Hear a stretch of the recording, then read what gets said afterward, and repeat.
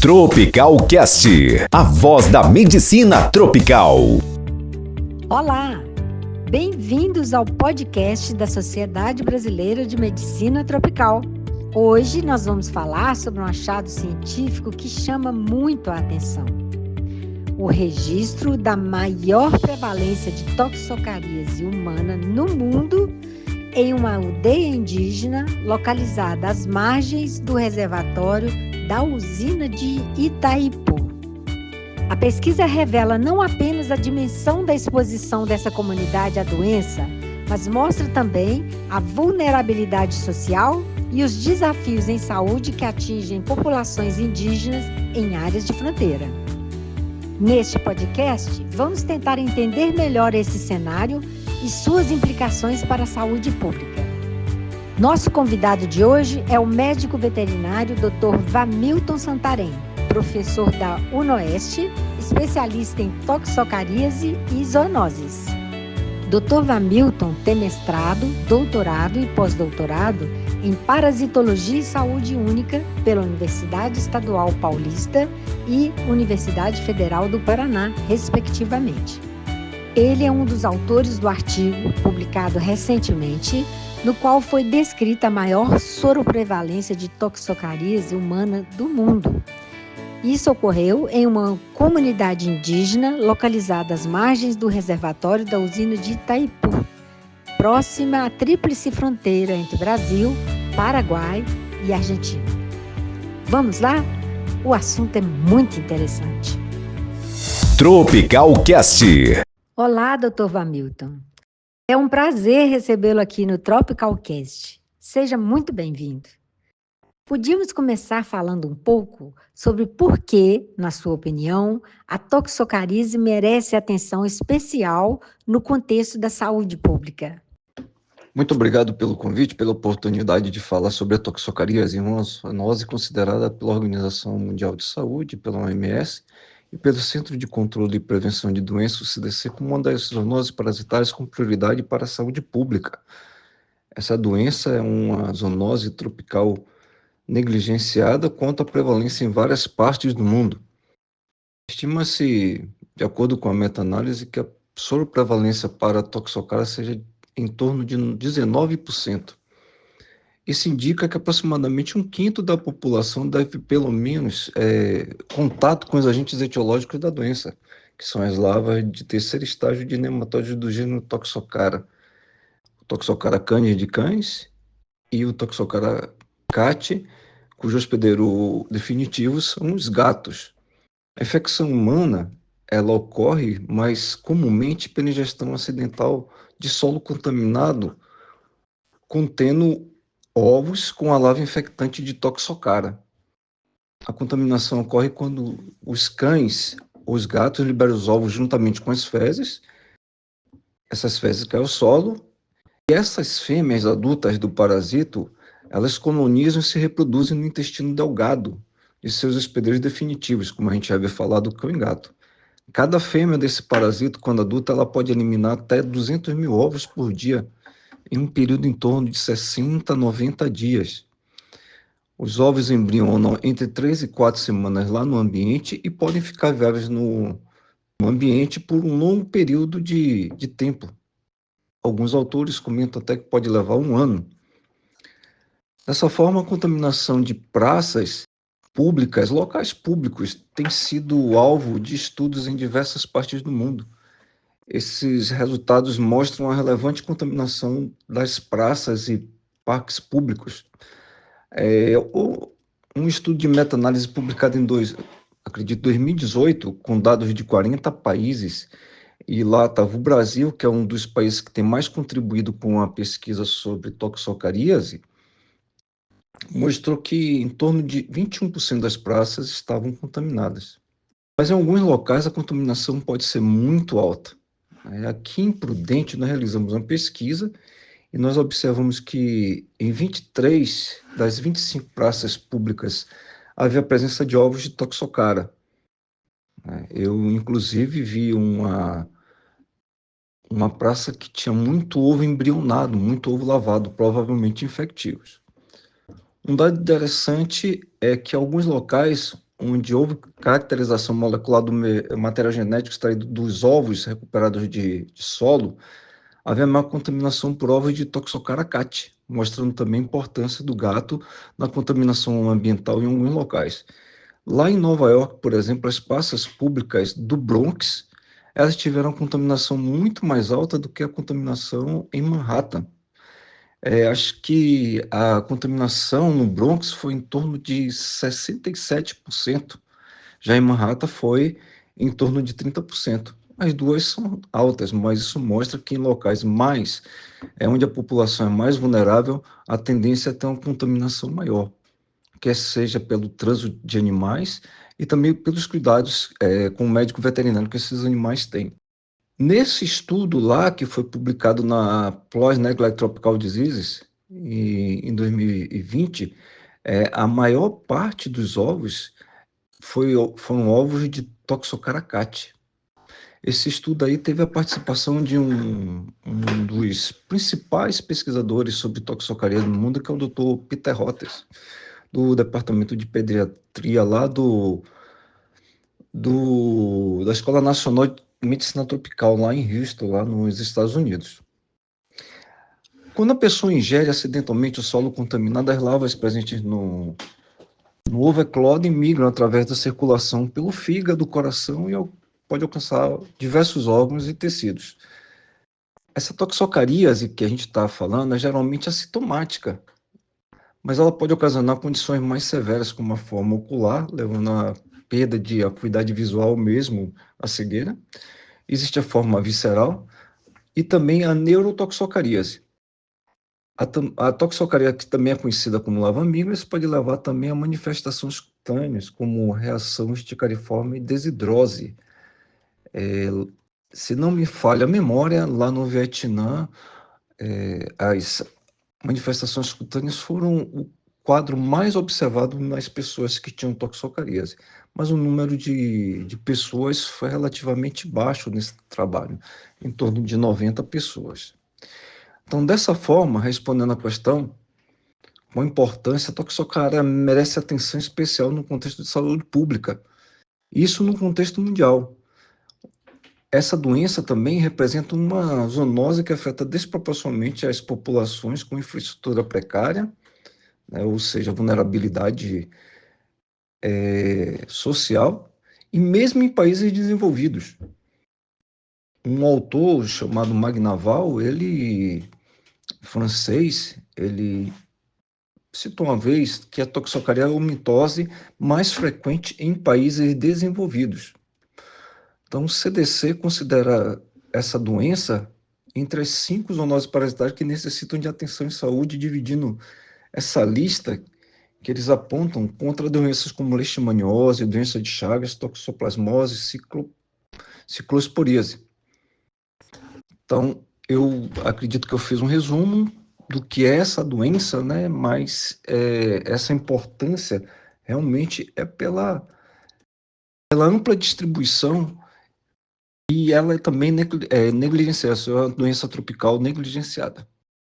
O estudo que você coordenou identificou a maior soroprevalência já registrada no mundo em uma comunidade indígena na Tríplice Fronteira.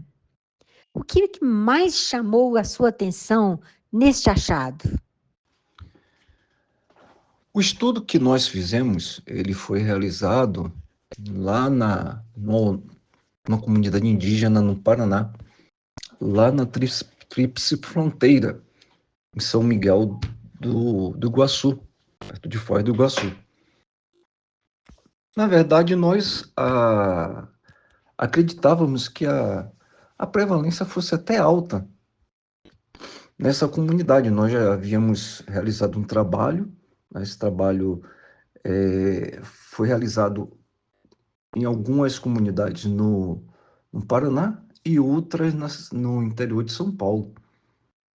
E os achados também haviam apontado para uma alta prevalência. No Brasil, até algum tempo, era considerado que a prevalência mais alta era em torno de 63% com crianças lá no interior da Bahia, em São Francisco do Conde, em crianças em sua situação de vulnerabilidade social.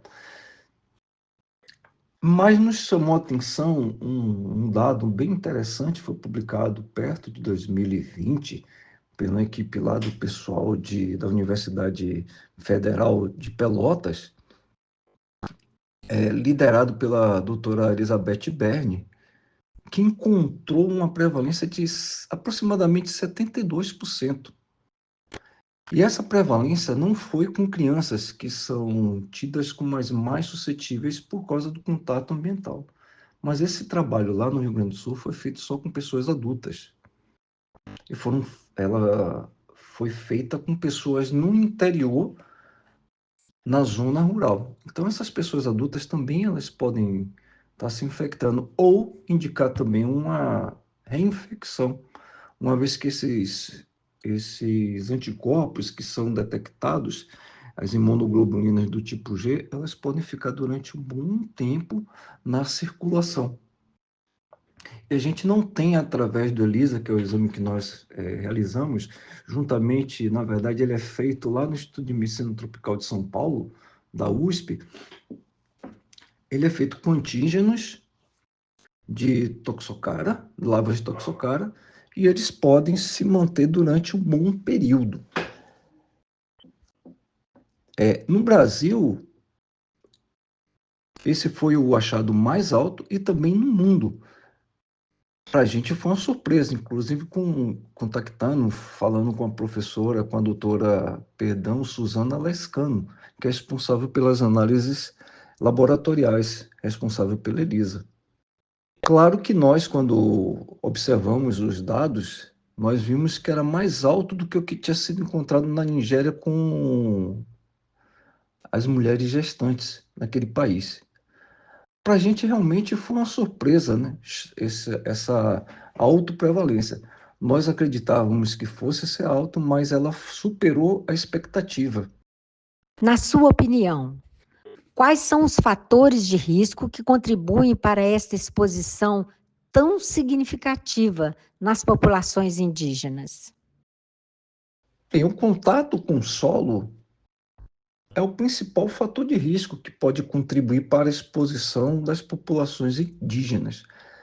Além disso, essas pessoas vivem num contato direto, elas costumam tomar água, às vezes, de algumas fontes que não são tão seguras, elas têm problema, às vezes, de infraestrutura sanitária. Então, tudo isso contribui para a exposição, né? Tanto de crianças quanto de pessoas adultas, porque elas faz parte da cultura, elas trabalham com a produção agrícola, plantam hortaliças, plantam mandioca e outros vegetais que são importantes para a alimentação. Outra coisa que poderia ser esperado, além do contato do solo, é a escolaridade dessas pessoas. Mesmo os indígenas, as pessoas que têm um grau de escolaridade maior, ela tende a ter um risco menor, né? Nós não conseguimos detectar fator de risco nesse trabalho que nós fizemos, não, mas a gente sabe, né, tem outros estudos com essas populações que têm uma alta prevalência, um alto contato, que justamente são o contato com o solo, provavelmente a água, né? Então a água é uma importante via de transmissão, a ingestão de água, né?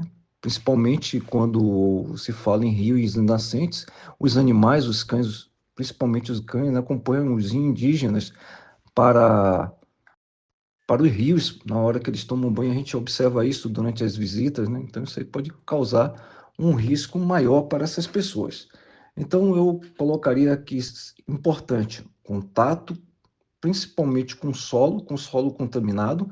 Nós observamos no trabalho que nós fizemos, nós caracterizamos, fizemos o trabalho com pesquisa de solo ao redor das casas e nós observamos a presença de toxocara.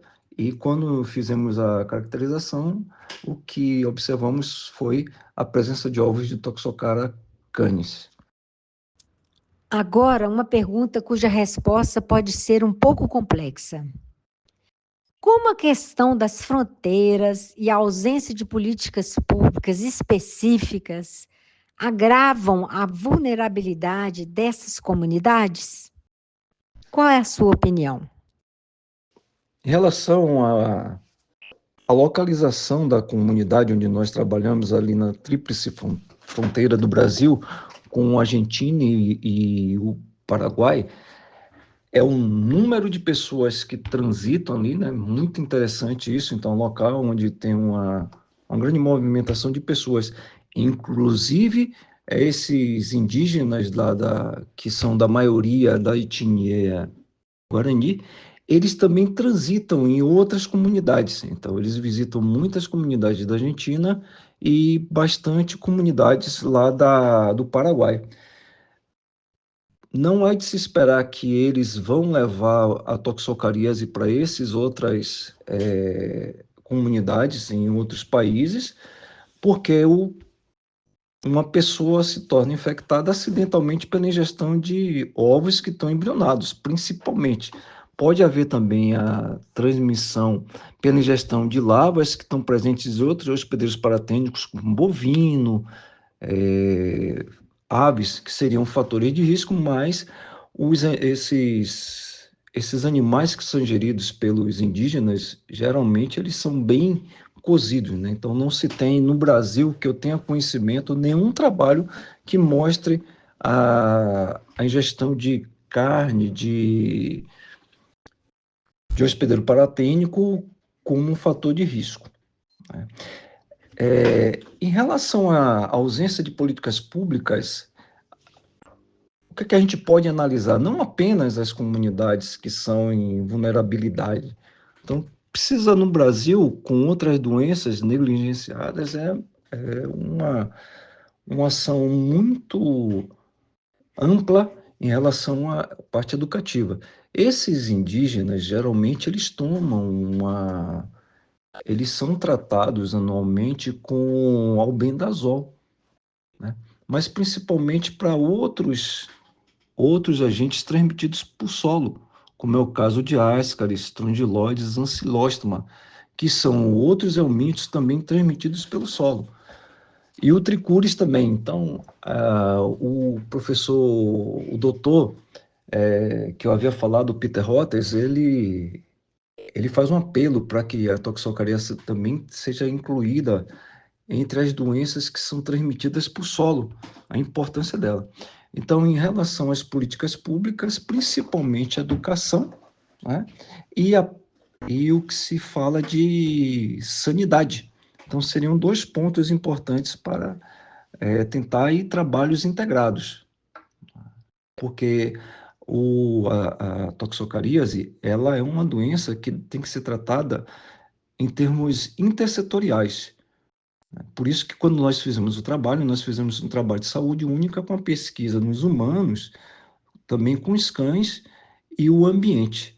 Só que a saúde única também preconiza uma comunicação e também a interdisciplinaridade, o que foi feito também no nosso trabalho, né? Nós tivemos participação de vários pesquisadores, inclusive com a Universidade de Purdue, lá nos Estados Unidos. Considerando o estudo que você publicou, quais seriam as principais medidas de prevenção e controle da zoonose que poderiam ser implementadas em regiões semelhantes? Bem, em relação às medidas de prevenção e controle da zoonose da toxória que poderiam ser implementadas em regiões semelhantes, ou seja, regiões de vulnerabilidade, inicialmente, educação. Então, isso seria, parece que é uma coisa elementar, mas a educação seria uma medida de prevenção. Como? A redução da possibilidade de contaminação. Em caso de população indígena é difícil, né, se nós percebermos, porque uma das medidas realizadas para, por exemplo, praça pública é a coleta de fezes e telagem cercar esses locais de recreação. No caso dos indígenas, isso se tornaria praticamente impossível, né?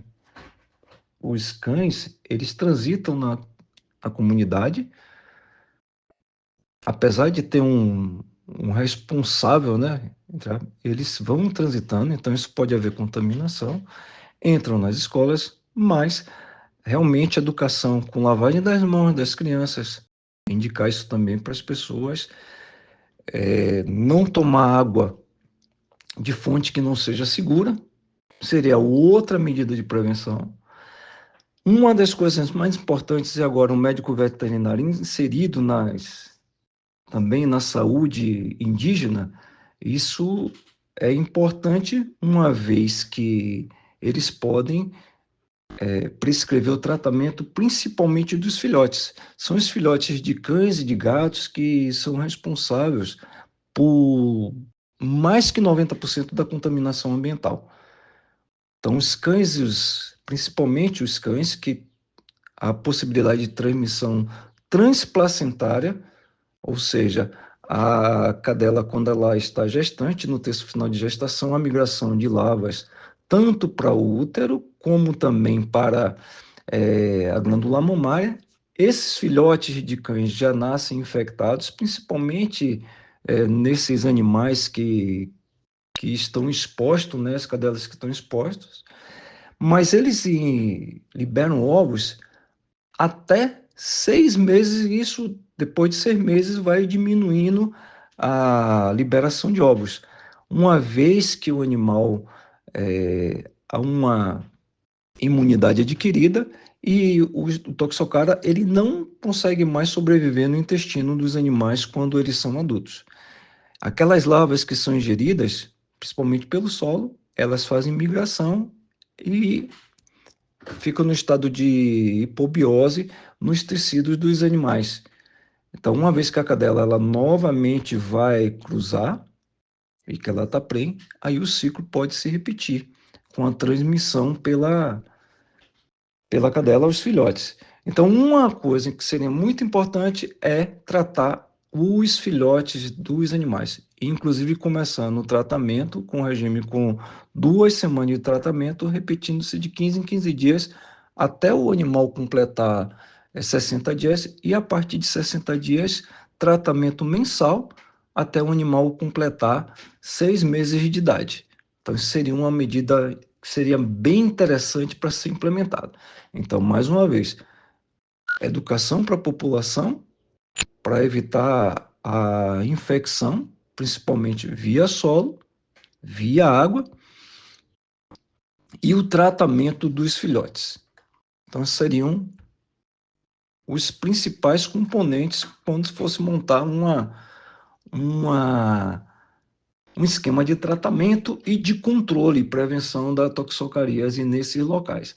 A nossa equipe já revisitou a comunidade que nós trabalhamos lá no Paraná, e nós, juntamente com a equipe de Bordeaux, o pessoal da USP, né, também estamos conversando com alguns pesquisadores da Fiocruz e professores da Universidade Federal Rural do Rio de Janeiro para a elaboração de cartilhas para que sejam distribuídas. Mas essas cartilhas elas têm que ser feitas com um trabalho juntamente com outros setores, com os professores dessas comunidades, que seja feito também na língua dessas crianças, para elas poderem ser melhor educadas. Então, acreditamos que com essas medidas a gente vai conseguir reduzir a exposição dessas pessoas. E para encerrar, qual é a importância de dar visibilidade a estudos como este e como eles podem contribuir para políticas de saúde integradas que envolvam humanos, animais e o meio ambiente? Este é o assunto do dia. Eu agradeço muito ao convite, né? Mais uma vez, eu acho que é muito importante um podcast para dar maior visibilidade ao assunto, né? Esses estudos, como que foi feito com a toxocaríase, Realmente eles podem contribuir para a política de saúde integrada, que envolva os humanos, os animais e o ambiente, num contexto de saúde única, né? Lembrar que a toxocaríase, ela, como outras doenças, ela precisa de campanha de conscientização, né? A importância de desverminação dos PETs e as boas práticas de higiene que são fundamentais para controlar a transmissão. Novamente, colocar que, embora esse parasito ele vai causar provavelmente uma infecção assintomática, mas ele pode também levar a problemas seríssimos. Então, a coordenação de ações intersetoriais entre saúde pública, vigilância sanitária e educação, isso é essencial para reduzir a incidência dessa zoonose. Isso é imprescindível. A gente observou lá nessa comunidade que nós trabalhamos, que a maioria das pessoas, boa parte das pessoas falava o tupi, e nós precisamos até de intérprete. Por isso que a realização de confecção de material educativo para ser utilizado nas escolas, ou mesmo para ser distribuído para as pessoas, tem que ser tanto em português como também na língua Guarani ou Tupi-Guarani, ou dependendo da comunidade que estejamos trabalhando e pesquisando. Então, esse podcast realizado pela Sociedade Brasileira de Medicina Tropical, ela vem muito de encontro ao que nós trabalhamos. É uma doença, uma zoonose tropical negligenciada, e isso é uma possibilidade de expor tanto para a comunidade científica como para a comunidade em geral e quebrar aquela barreira entre universidade, entre centro de pesquisas e a comunidade. Então, a gente pode alcançar uma população maior e realmente a Sociedade Brasileira de Medicina Tropical está de parabéns com essa iniciativa e o podcast. Eu desejo sucesso. Eu vou, depois, se vocês quiserem colocar meu contato e se alguém tiver algum interesse, eu posso passar alguns estudos para as pessoas que realizam. Aqui no Brasil existem alguns grupos de pesquisa, né? Tem um grupo de pesquisa na Bahia, lá em Pelotas, a gente aqui em São Paulo, a parceria lá com o pessoal também da Universidade Federal do Paraná, a USP, pelo Instituto de Medicina Tropical, e a gente espera que existam outros centros também de pesquisa lá no norte, no centro-oeste, e eu fico muito feliz e gostaria de me despedir aqui agradecendo a equipe que realizou o podcast e ficamos à disposição. Um abraço a todos. Dr. Vamilton, muito obrigada por participar do nosso Tropicalcast falando sobre um tema tão relevante. Convido nossos ouvintes a assistirem este episódio e os próximos que já estamos preparando para vocês. Tropicalcast, o podcast da medicina tropical. Até o próximo! Tropicalcast, a voz da medicina tropical.